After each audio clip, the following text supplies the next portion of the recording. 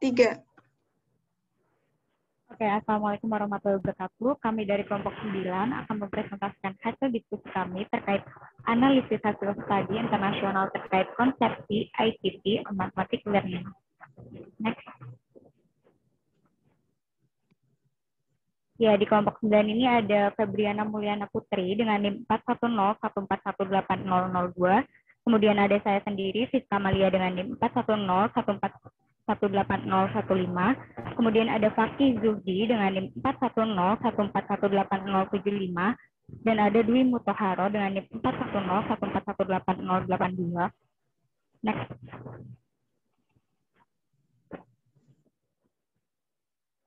Ya, untuk bagian rasa materi ada pendahuluan. Konsep pengajaran dan pembelajaran yang inovatif diperlukan. Berbeda dengan MOOC yang banyak dibahas, satu pendekatan yang sangat menjanjikan melibatkan integrasi sesi kelas reguler dengan peluang teknologi digital atau internet. Nah, tujuan utama pada integrasi kedua sesi kelas dan konten digital adalah ETPM. Next.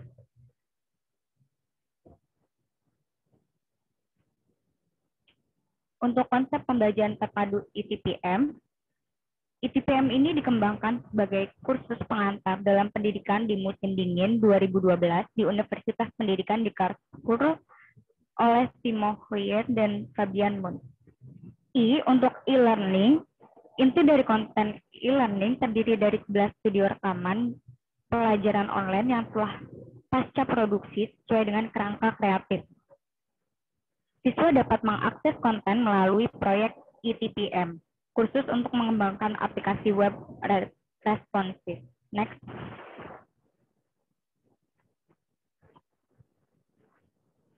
Untuk konsep pembelajaran terpadu, bagian T, untuk teks dan teori berbasis, siswa diberikan teks yang memperdalam konten.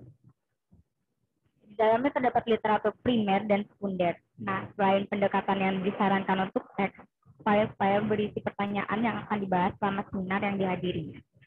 Saya sendiri untuk berorientasi praktik dan berorientasi kehadiran. Nah, isi e-learning dari ETPM bertujuan untuk mempersonalisasi konten pembelajaran serta integrasinya ke dalam seminar. Yang terakhir terdiri dari sel informasi, yaitu dosen dan sesi mentoring mingguan. Nah, dalam ETPM dipisahkan menjadi kelompok-kelompok kecil yang akan dibimbing oleh mahasiswa yang lebih tua selama semester. Para mentor dilatih secara spesifik yang dirancang kursus dan menerima sertifikat setelah selesai. Next. Menggunakan ETPM dalam kursus pengantar di matematika. Konsep ini diadaptasi untuk mata pelajaran lain di luar bidang pedagogi. Karena isinya lebih berorientasi pada sejarah dan teori, maka penerapan ETPM matematika membutuhkan penyesuaian. Untuk pelajaran online dan aplikasi web, khususnya sedang direvisi secara ekstensif untuk memenuhi persyaratan pembelajaran matematika. Next.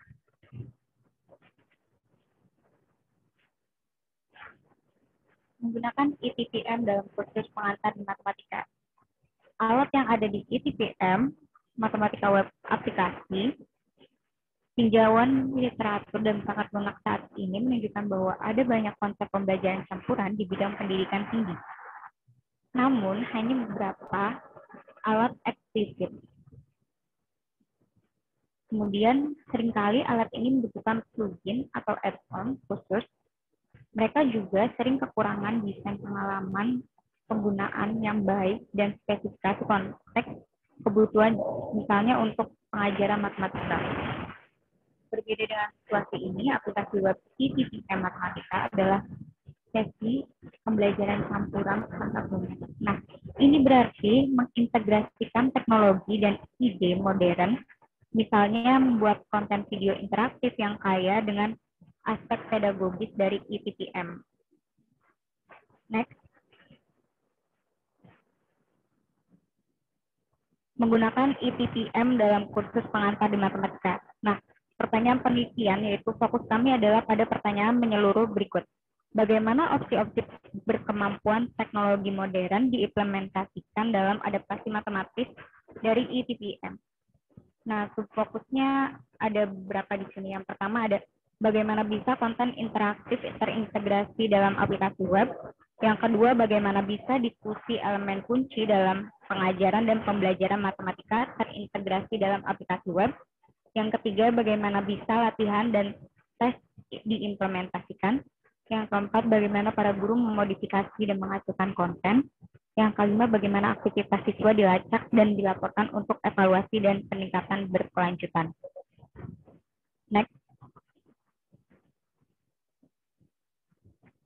Kemudian akan disampaikan oleh Fakih. Silakan Fakih.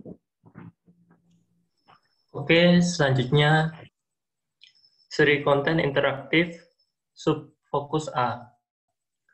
Pelajaran online tidak hanya terdiri dari satu video saja, tetapi berisi rangkaian video pendek dan aplikasi pembelajaran interaktif. Saat ini kami sedang mempertimbangkan setidaknya 3 jenis konten yang berbeda. Video interaktif, latihan eksplorasi, latihan tes. Konsep Fahchen dapat digunakan dalam video pendek dan latihan. Dalam hal latihan, konsepnya harus disesuaikan, terutama melalui penataan setiap latihan interaktif di sekitar beberapa tugas. Dengan demikian, catatan individu dapat diambil saat menyelesaikan tugas. Selanjutnya,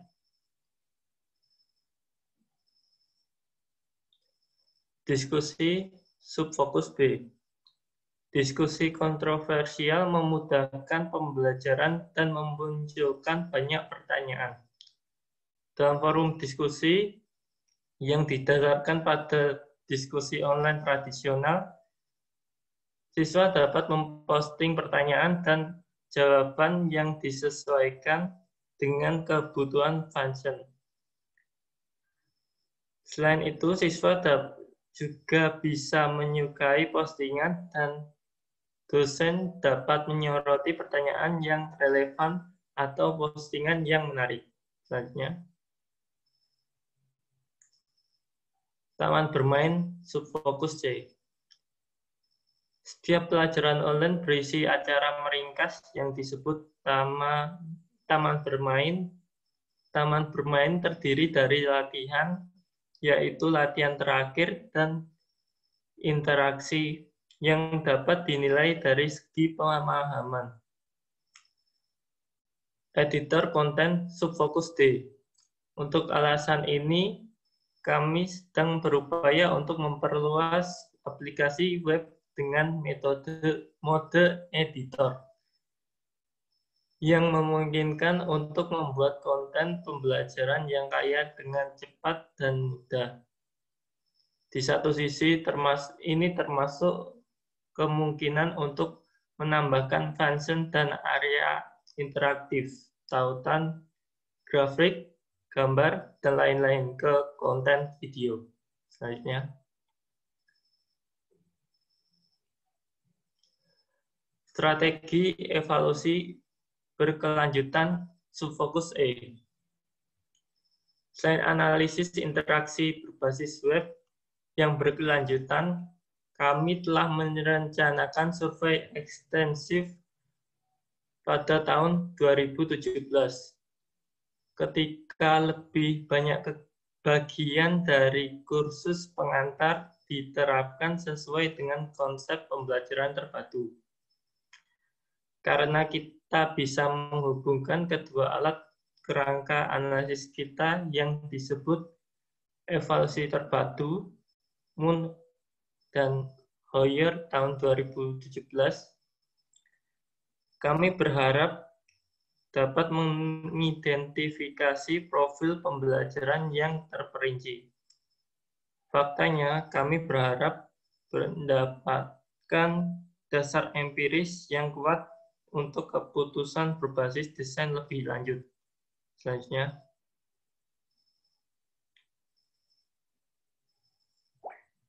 kami berfokus pada interaksi web karena 2 alasan. Pertama, kursus pendahuluan saat ini hanya diadaptasi sebagian. Oleh karena itu, analisis komparatif yang memungkinkan kesimpulan tentang kinerja siswa menjadi sangat sulit. Seperti yang telah dikatakan, ini dipersiapkan secara metodis serta direncanakan untuk semester mendatang. Kedua, evaluasi interaksi web, learning analytics, memberikan informasi penting untuk mengembangkan ketangkasan dan proses penelitian berbasis desain kami. Selanjutnya,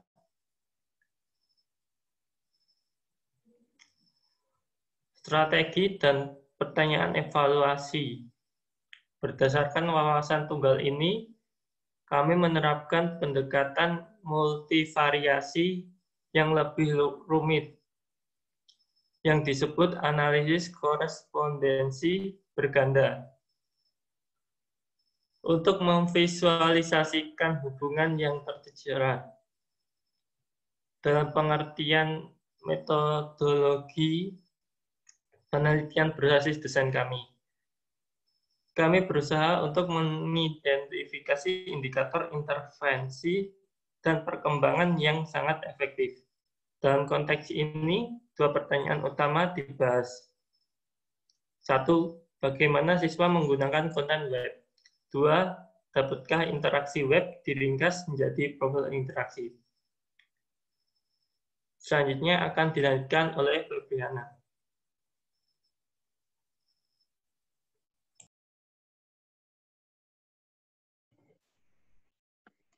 Baik, selanjutnya berkaitan dengan penggunaan konten web A. Wawasan pertama penggunaan di semester musim dingin 2015-2016 penggunaan konten web A. Nah, secara keseluruhan dapat dikatakan bahwa siswa telah menggunakan konten web secara ekstensif. Bahkan, jika tidak ada informasi tentang kinerja siswa yang dapat diintegrasikan, jumlah interaksi web, waktu yang dihabiskan, dan kontinuitas penggunaan mengarah pada wawasan yang bermakna untuk penelitian lebih lanjut. Kemudian terkait dengan rekonstruksi interaction profil, bagian B, untuk merekonstruksi profil interaksi yang kaya, kami menerapkan analisis korespondensi berganda atau MCA. Ini adalah metode statistik multivariat yang termasuk dalam kerangka kerja yang dikenal sebagai analisis data geometris. Berbeda dengan metode populer, misalnya analisis faktor metode geometris yang berorientasi eksplorasi yang berkaitan dengan konstruksi ruang sosial. Nah, selanjutnya ada set data dan perangkat analisis. Data yang dianalisis sebagian mengacu pada nilai-nilai yang disebutkan sebelumnya. Secara keseluruhan, korelasi antara 12 variabel interaksi dievaluasi. Ini dapat dikelompokkan dalam 3 judul, yaitu durasi interaksi aplikasi web secara keseluruhan, terdiri dari 2 variabel, jumlah interaksi aplikasi web secara keseluruhan tanpa video, 5 variabel, dan jumlah interaksi video khususnya ada 5 variabel. Nah, kemudian hasil dan interpretasi MCA. Untuk mendapatkan gambaran umum terbaik, hanya beri center dari judul variabel yang dipetakan. Misalnya, posisi jumlah interaksi video banyak dihasilkan dari posisi kategori yang sesuai dari 5 variabel tajuk ini dan seterusnya. Dalam hal konten, apa yang disebut efek tapal kuda memperjelas bahwa siswa yang memiliki banyak interaksi dengan aplikasi web dan video juga telah mengunjungi aplikasi secara signifikan lebih lama daripada siswa lain. Selanjutnya ada kesimpulan. Nah, berdasarkan hasil yang disajikan di atas, kami berpendapat bahwa kemajuan adopsi yang tinggi jelas signifikan adalah potensi sistem online. Secara khusus, ini menunjukkan potensi adaptasi matematis dari perangkat lunak pembelajaran terpadu yang sudah mapan. Dalam kombinasi dengan pengalaman yang diperoleh sebelumnya dengan konsep ITPM asli dan pengoptimalan berkelanjutan. Kami sangat optimis untuk dapat menawarkan lingkungan pembelajaran matematika yang luar biasa dan terutama yang memungkinkan wawasan empiris yang menarik dalam proses pembelajaran matematika. Nah, ini hasil analisis dari kelompok 9, yaitu artikel ini berkaitan dengan suatu inovasi dalam pembelajaran matematika, yaitu pembelajaran terpadu ITPM EdMath. ITPM@Mat ini bertujuan untuk mengintegrasikan teknologi digital dan tatap muka interaksi untuk secara bersamaan memungkinkan pembelajaran yang dipersonalisasikan. Nah, bentuk dari inovasinya adalah sebuah proyek khusus untuk ITPM yang mengembangkan aplikasi web responsif, yaitu aplikasi web ITPM@Mat, di mana aplikasi ini tuh dikhususkan untuk pembelajaran terpadu atau campuran. Dan melalui judul tematik function. Nah, konsep dari pembelajaran terpadu ITPM ini adalah e-learning, text process, dan monitoring. Nah, e-learning ini berisi rekaman studio, materi pembelajaran yang terdiri dari pembicara dan papan, gambar, animasi, dan kutipan. Kemudian e-learning itu merupakan segala pemanfaatan atau penggunaan teknologi internet dan web untuk menciptakan pengalaman belajar. E-learning dapat dipandang sebagai suatu pendekatan yang inovatif untuk dijadikan sebuah desain media penyampaian yang baik terpusat pada pengguna, interaktif, dan sebagai lingkungan belajar yang memiliki berbagai kemudahan-kemudahan bagi siapa saja, di mana saja, dan kapan saja. Nah, menurut Siahan 2003, ada 3 fungsi pembelajaran elektronik terhadap kegiatan pembelajaran di dalam kelas. Yang pertama ada suplemen atau tambahan. Dikatakan berfungsi sebagai suplemen apabila peserta didik itu mempunyai kebebasan memilih apakah akan memanfaatkan materi pembelajaran elektronik atau tidak. Selanjutnya akan dijelaskan oleh Dwi. Dipersilakan.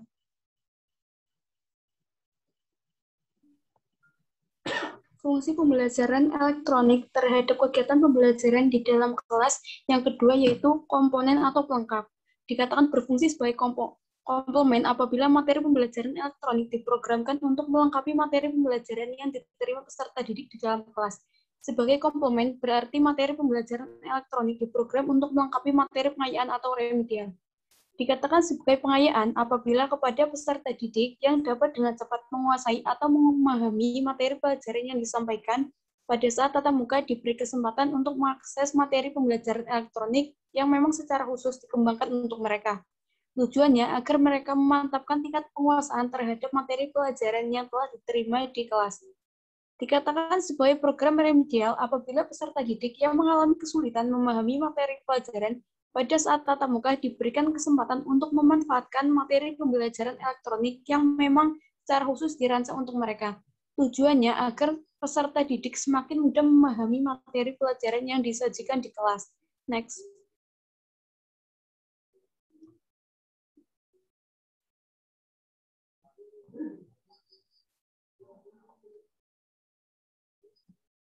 Fungsi yang ketiga yaitu fungsi pengganti atau substitusi. Dikatakan sebagai substitusi apabila e-learning dilakukan sebagai pengganti kegiatan belajar, misalnya dengan menggunakan model-model kegiatan pembelajaran. Ada 3 model yang dapat dipilih, yaitu yang pertama sepenuhnya secara tatap muka atau konvensional. Yang kedua yaitu sebagian secara tatap muka dan sebagian lagi melalui internet atau online. Yang ketiga sepenuhnya melalui internet atau online. Next.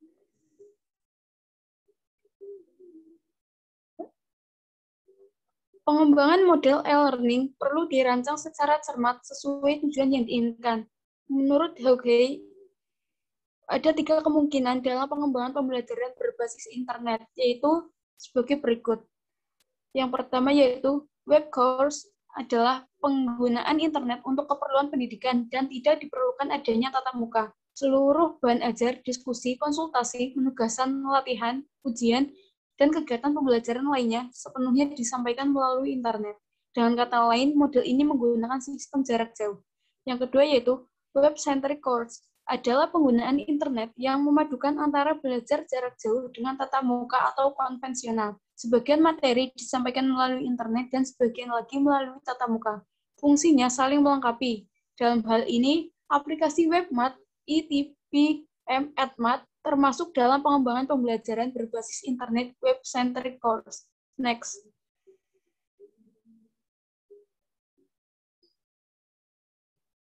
Yang ketiga yaitu web-enhanced course, adalah pemanfaatan internet untuk menunjang kualitas pembelajaran yang dilakukan di kelas. Fungsi internet adalah untuk memberikan pengayaan dan komunikasi peserta didik dengan pengajaran, sesama peserta didik, anggota kelompok, atau peserta didik dengan narasumber lain.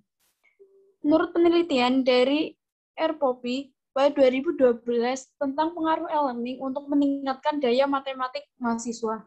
Penelitian ini dilakukan untuk mengetahui ada atau tidaknya perbedaan daya matematik mahasiswa berdasarkan model pembelajaran, yaitu full e-learning, blended learning, dan konvensional. Berdasarkan hasil analisis data, diperoleh bahwa daya matematika mahasiswa yang pembelajarannya melalui blended learning lebih baik dibandingkan melalui full e-learning dan konvensional. Tetapi daya matematika mahasiswa yang dan pembelajaran full e-learning kurang baik dibandingkan dengan pembelajaran konvensional. Hal ini mengandung makna bahwa untuk pembelajaran matematika, khususnya dalam meningkatkan daya matematika, belum sepenuhnya dapat meninggalkan peran pamong dalam mengalihkan dan secara total kepada teknologi sekalipun. Next.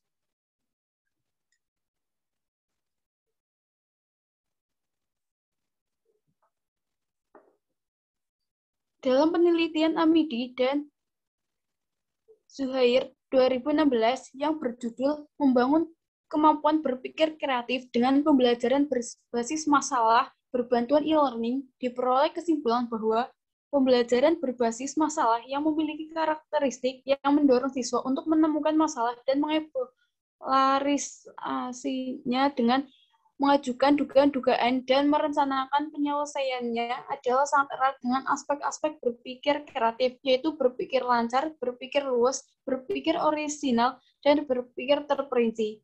Sehingga pembelajaran berbasis masalah akan melatih kemampuan berpikir kreatif, didukung dengan penggunaan e-learning sebagai media pembelajaran yang bersifat interaktif, maka akan melatih siswa untuk menjadi lebih aktif dan kreatif dalam pemecahan suatu permasalahan. Berdasarkan beberapa hal di atas, e-learning dengan aplikasi web ITVM Edmat merupakan bentuk inovasi dalam pembelajaran matematika, yang mana dalam beberapa penelitian menggunakan e-learning dalam pembelajaran berdampak pada daya matematis siswa dan daya berpikir kreatif siswa. Next.